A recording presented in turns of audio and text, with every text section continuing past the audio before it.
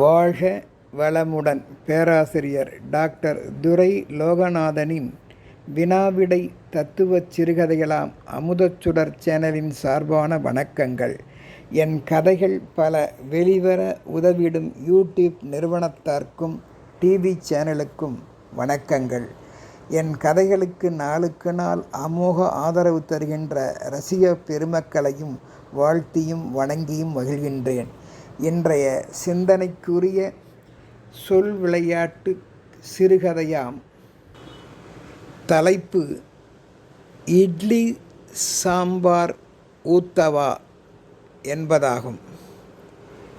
இட்லி சாம்பார் ஊத்தவா என்ற உணவு விடுதி சொல் விளையாட்டை காண்போம். ஒருவர் உணவு விடுதிக்கு வழக்கமாய் குளித்து முடித்து காலை உணவு அருந்த செல்வது வழக்கம். அது மட்டுமல்ல, அன்றாடம் வாய் துர்நாற்றம் இல்லாமலும் உடல் துர்நாற்றம் இல்லாமலும் சுத்தபத்தமாக இருக்கக்கூடியவர் அந்த பெரியவர் மார்த்தாண்டன். அப்படிப்பட்டவரிடம் எவரும் குளிக்காமலோ வாய் துலக்காமலோ வந்தால் கடுமையாக கோபப்படுவார்.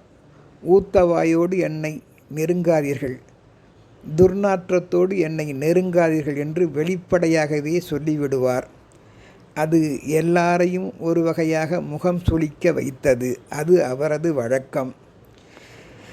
ஒரு நாள் அப்படிப்பட்ட பக்திமான் பக்தி பரவசத்தோடு வாய் கொப்பளித்து குளித்து முடித்து தூய்மையோடு திருநீறு எல்லாம் பூசிக்கொண்டு உணவு விடுதிக்கு சென்று இலை வைத்தவுடன் சப்ளையரை பார்த்து, கொண்டு வா காலை டிஃபன்களை என்றார்.